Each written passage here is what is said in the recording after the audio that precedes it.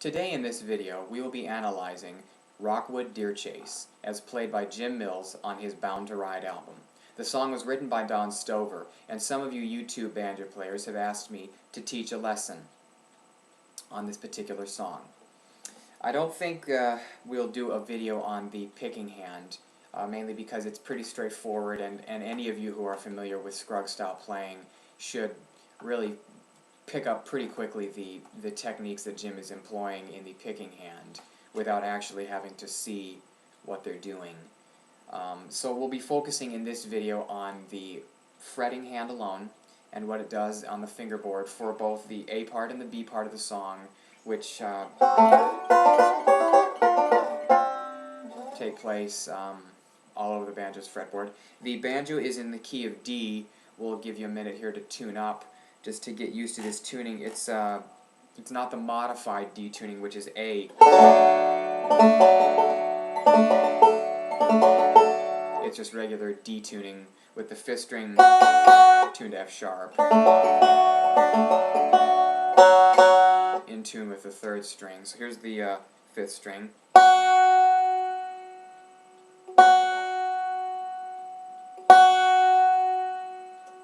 Fourth string.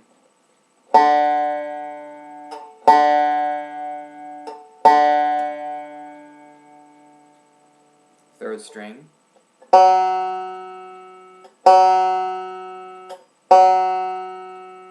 Second string.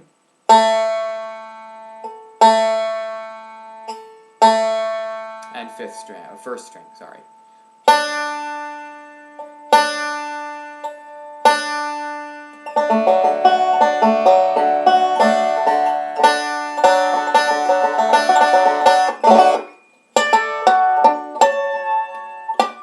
So now we'll play these tune at medium tempo, give you an idea for what it sounds like, and then play it much slower and go over any little tricky spots that you may find in the song.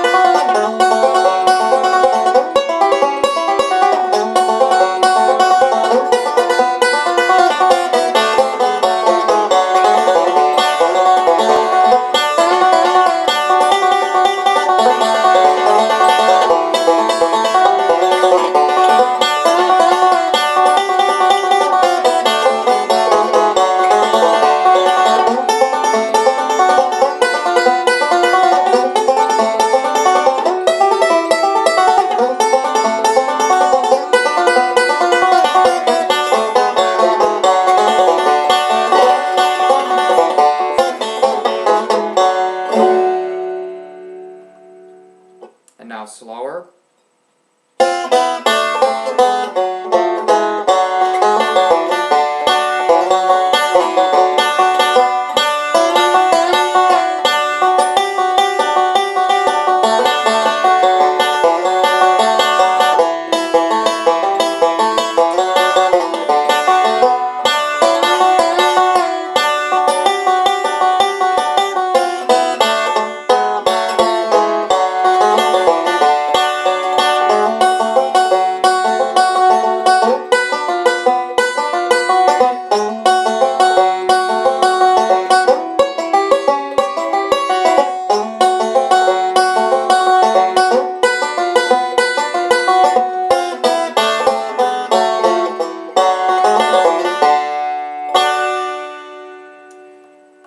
Now, the song begins with this very interesting kickoff.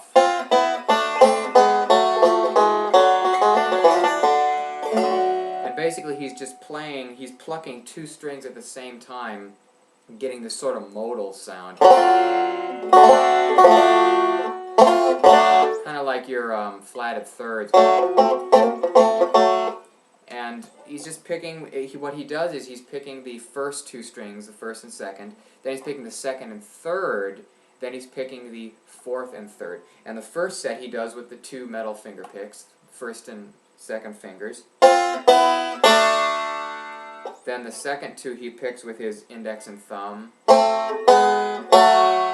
And then the last 2 he picks with his index and thumb again.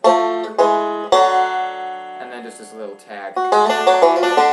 Kind of a variation on that Scruggs. Instead of he just goes. Little pause there. And starts right into the tune. Big pull off there, make sure you do that. Damping my 1st string off, but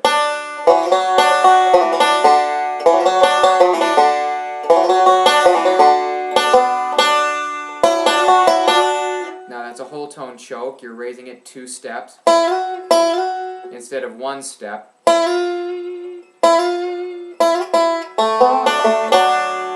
So you're raising it whole tone, not like this. Whole tone.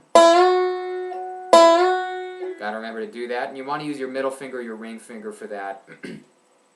Your middle finger or your index finger for that, because they're stronger. Kind of like what you do with Reuben.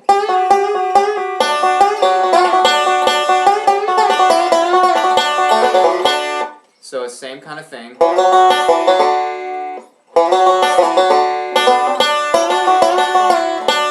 And goes to the G chord, except he's holding 2 notes of that, the 2nd and 1st string.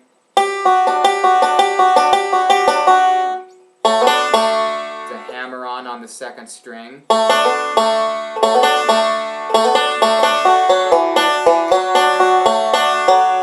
That's open strings.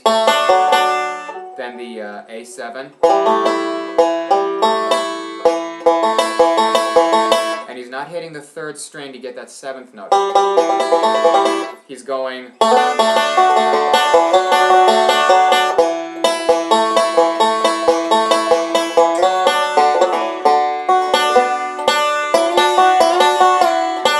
Repeats. And then the tag lick that he kicked the song off with.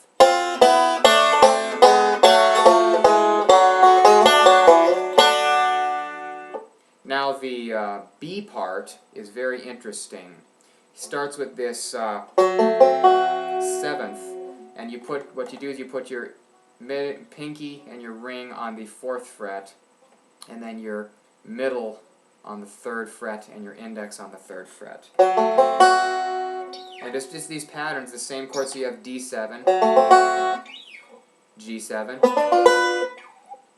and then A7. So it's just a pattern of 7s. The B part really is nothing but 7 chords.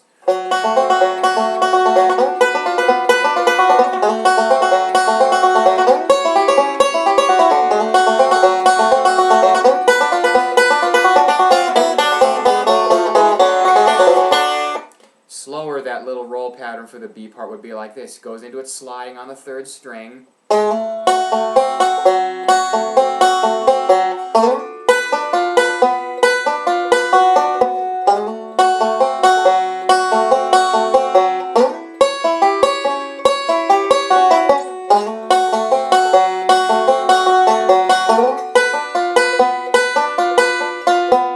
And then the tag lick.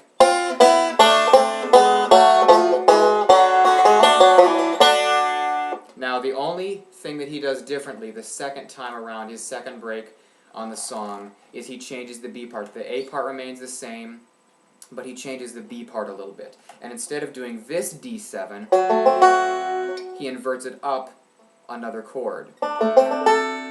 So instead of having the F sharp being the root, the A is the root at the 7th fret. Basically the F position chord that you learn in G tuning. And then he just uses these positions.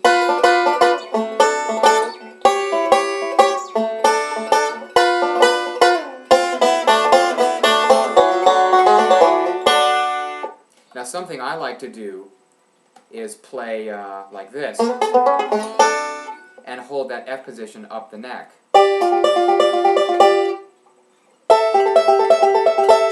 Just a thought. But you can really, there's 3 ways to do those chords. That's the 3rd way.